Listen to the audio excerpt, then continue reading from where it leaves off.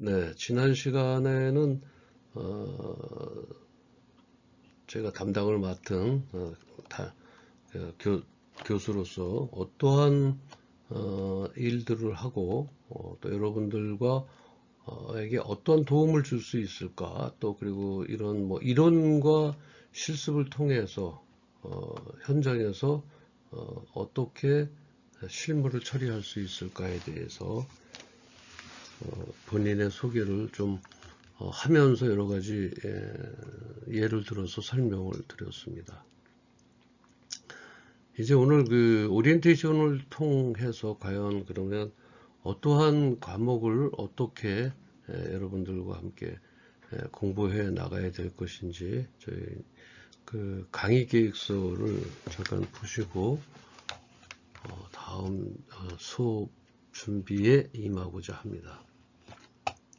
우선은 이렇게 쭉 나와 있듯이 이게 이제 첫 주 1주를 통해서 우리가 15주까지 가게 되어 있습니다. 그러니까 15주에서 물론 뭐 이것들에 대한 우리가 창업 아이디어를 하기 위해서는 여기서 15주에서 이것들을 전부 한 주마다 이렇게 나갈 수는 없을 것 같아요. 왜냐하면 여기 플러스 뭐가 돼야 되냐면요, 아이디어, 창업 아이디어 개발이거든요. 1편에서 말씀드렸습니다만 이 아이디어를 개발하기 위해서는 우리가 꼭 짚고 넘어가야 될 일들이 있습니다. 아까 1편에서 말씀을 드렸지만 어떤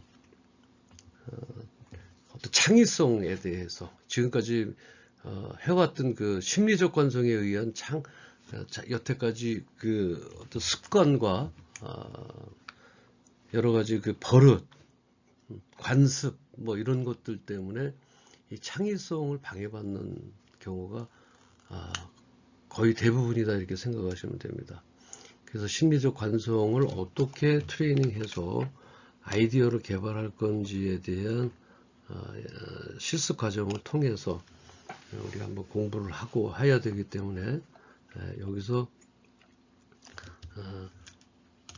이렇게 2개씩 나갈 수도 있고요. 뭐 이렇게 죄송합니다.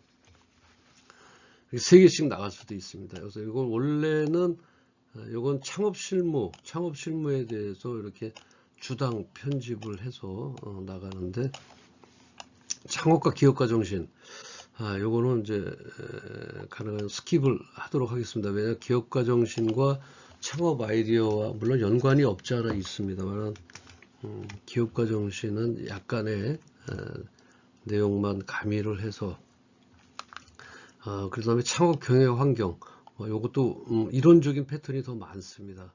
요것도 요거 뭉쳐서 이렇게 간략하게 다음 주에 이 2가지를 저희가 공부를 하도록 하겠습니다. 그 다음에 아이디어 분석. 이 아이디어 분석이 이제 제일 중요한데요. 잠시만요.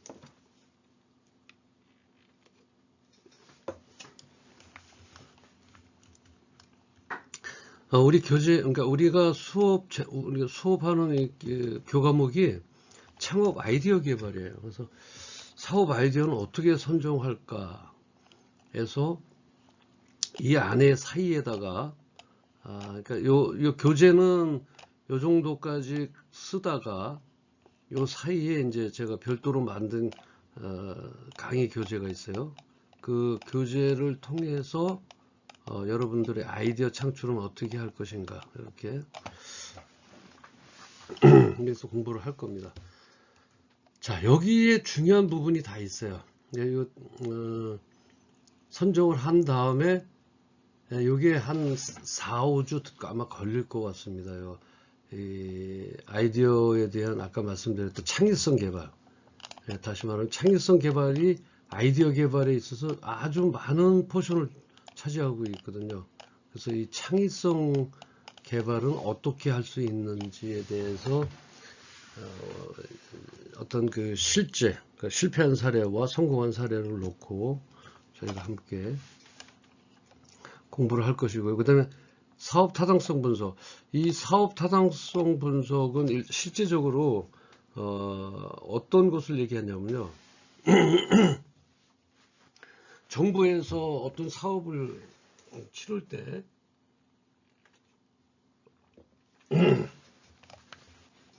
사업 타당성 분석을 합니다. 이 사업 타당성 분석은 상당히 객관성 있는 프로그램이나 자료를 가지고 실제적으로 거기에다가 프로그램에다가 내가 하고자 하는 아이디어에 대한 여러 가지 것들을 입력을 해서 그 분석표가 나오게 돼 있어요. 이 어떤 통계 분석도 있고요. 그래서 이거는 이제 저희가 사업 타당성 분석은 요거 하나 가지고서 한 학기를 할 수 있는 분량의 중요도를 갖고 있어요. 그래서 사업 타당성 분석은 그냥 맛만 보도록 하겠습니다. 그냥 살짝 어떻게 하는 거고 어떤 분야에서 한다라고 하는 것만 하고요. 그 다음에 이제 중요한 게 사업계획서 작성입니다. 여기에 이제 사업계획서 작성은 제가 그 서두에도 얘기를 했었지만 기업에 대한 이력서예요. 그래서 그 기업에 대한 이력서를 어떻게 잘 전달할 수 있느냐라고 하는 것에 그 중요성이 있다고 이렇게 생각을 합니다. 그래서 사업계획서 작성 이 부분도 많은 시간을 아마 할애를 해야 될 것 같습니다. 왜냐하면 이거는 이제 뭐 우리가 아이디어 개발에 있어서 이 개발에 대한 것에 있어서 사업성이 있는지 또 창의력 어떤 창업에 대한 창의력은 어떤지에 대한 것을 전부 뱉어내야 됩니다. 사업계획 전부 거기서 나타내야 되기 때문에 상당히 중요한 그 시간입니다. 그래서 이 서두에 상당한 그 시간이 함께 소모될 것으로 보고요. 그 다음에 그 밑에 있는 상권 분석과 입지 선정. 이건 뭐 이런 프로그램을 가지고 한번 돌려볼 수도 있고요. 그 다음에 기본적인 창업 절차, 업종별 창업 절차, 그 다음에 창업기업의 설립, 이 설립은 어떻게 법인으로 할 것인지 개인으로 할 것인지에 대한 것들, 그러니까 법인으로 했었을 때의 장단점, 그 다음에 개인으로 했었을 때의 장단점이 각각 있습니다. 법인이라고 다 좋은 거는 아니거든요. 비근한 예를 들면 여러분들 법인이었을 때는 통장이 명확해야 됩니다. 다시 얘기를 하면 통장에서 돈이 들어오고 나가는 것에 대한 근거 자료가 정확해야 돼요. 그렇지 않으면 그러니까 이재용 회장이 삼성이요. 왜 감옥을 들랑달랑 했을까요? 거기에는 그 법인으로서의 자금의 출처라든지 또는 그 자금의 출처가 세금계산서나 기타로 명백하지 않으면 횡령이라고 합니다. 법인에서는 법인과 개인, 즉 법인은 법인대로 인격체가 있고 대표이사는 대표이사의 인격체가 별도예요. 그래서 책임은 유한 책임입니다. 그래서 법인이었을 때의 회사와 사람은 별개예요. 그런데 그것을 가지고 자기가 돈을 자유자재로 쓸 수는 없죠. 개인 기업처럼. 그래서 그런 부분 때문에 어떤 법의 심판을 받기도 했고 뭐 옥고를 치르기도 했습니다. 그래서 그 정도로 법인은 돈에 대한 출처나 흐름 등이 상당히 중요하죠. 그렇지 않고서는 그러나 개인 사업자는 특별히 뭐 나라에서 정하는 대로 통장을 뭐 추적을 한다든지 이제 예를 들어서 분기별로 하는 이제 부가세 신고 같은 때가 이제 1분기, 2분기, 3분기, 4분기로 이렇게 나눠서 하는데 그럴 때도 이제 그 통장을 그러니까 법인에서 사용했던 통장을 감사를 받습니다.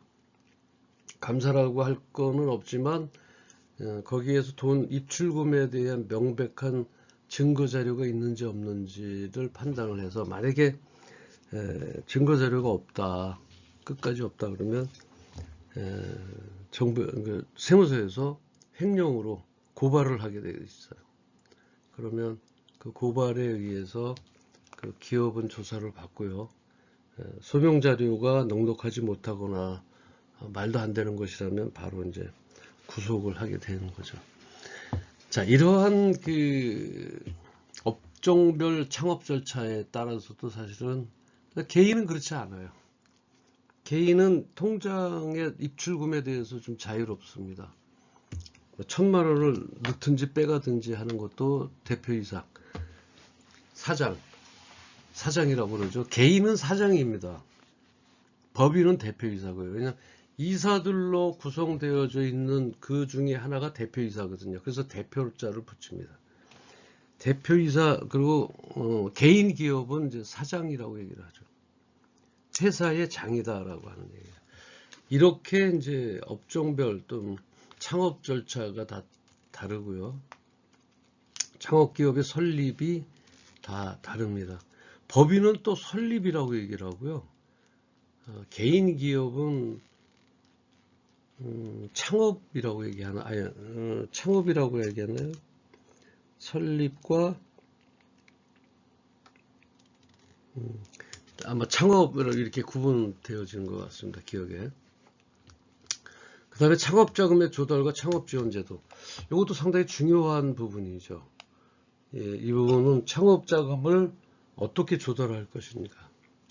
그 다음에 창업지원제도는 어떤 것들이 있는가. 창업자금은 보통 이제 우리가 기업을 이제 시작을 할 때 넉넉한 돈으로 시작하는 분들이 뭐 그렇게 많지는 않죠. 항상 타인 자본을 끌어다 쓰죠.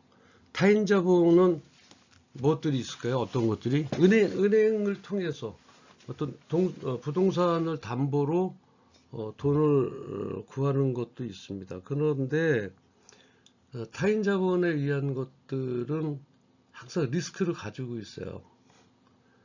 언제 그 돈을 회수를 해줘야 될지도 모르고 또 여러 가지 것들이 있기 때문에 창업자금의 조달하고 창업지원제도를 면밀히 보시고, 우리가 이제 보통 얘기하는 벤처기업 이렇게 많은 그 지원책들이 있어요. 이 책 중에 이렇게 보시면요, 이 안에 어떻게 무엇을 지원한다라고 하는 것, 이렇게 지원 사업이 많아요.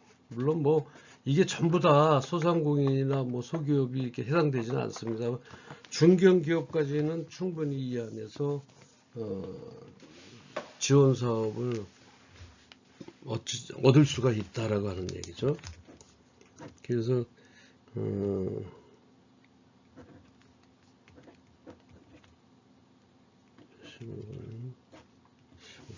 그래서 이러한 것들에 대한 것들도 중간에 스킵하고 또 같이 뭉뚱거려서 15주가 안 되게 해야 우리가 이제 여기에 들어가는 아이디어, 창업 아이디어에 대해서도 함께 공부를 하게 되면 우리가 한 학기 동안에 들어가는 그 이러한 계획, 절차에 의해서 우리가 공부를 마칠 수가 있을 것 같습니다. 그래서 보통 보면 이제 창업기업과 경영이라고 하는데 이런 것보다는 창업기업의 경영 전략, 이것도 상당히 우리가 계획서를 잡아서 한 부 정도는 가지고 있어야 될 것 같고요. 그 다음에 이제 제가 말씀드리고자 하는 게 이제 창업기업에서 탈세하라는 얘기는 아닌데, 어떤 분들은 절세에 대한 얘기를 하면 좀 오해하시는 분들이 있어요. 탈세하고 절세는 다른 겁니다. 탈세는 법의 망을 피해서 거기에서 자기 이익을 도모하기 위해 세금을 내지 않는 겁니다. 그 탈세라고 얘기하고요. 마땅히 내야 될, 우리는 의무가 있지 않습니까? 대한민국 국민으로서 권리와 의무를 가지고 있습니다. 모든 자유국가라 그래서 국민들이 전부 다 권리를 갖는 건 아니죠. 그럴수록 나의 의무를 돼야 된다라고 하는 것입니다. 여러분들 가정도 마찬가지 아닌가요? 가정 내에 나의 권리만 주장하면 그 의무를 하고 있는 사람들은 너무 집중적으로 이루어지다 보면 그 가정이 파괴되는 경우도 있습니다. 따라서 모든 것은 함께 합심해서 일어나고 또 그 중에서 세무관리 쪽은 좀 신경을 써야 될 것 같습니다. 물론 뭐 기점료를 내고 하더라도 사실 그분들은 그렇게까지 이렇게 막 깊게 알아서 여러분들을 대변하고 그러진 못합니다. 우리가 항상 질문하고 거기에 대한 자문을 구할 때 그쪽에서도 그 의견이나 대안 제시를 얘기할 수가 있어요. 그래서 그러한 이제 창업기업 실무까지 여러분들하고 만날 것입니다. 그리고 반학기 동안 아까 서두에 아니 이제 그 서두에 말씀드렸지만 출석하실 때 잘 동영상 잘 확보하시고 출석에 대해서 문제가 발생하지 않도록 여러분들께 다시 한번 당부 말씀드리고 오늘은 여기서 마치도록 하겠습니다. 다음 시간에 뵙도록 하겠습니다. 감사합니다.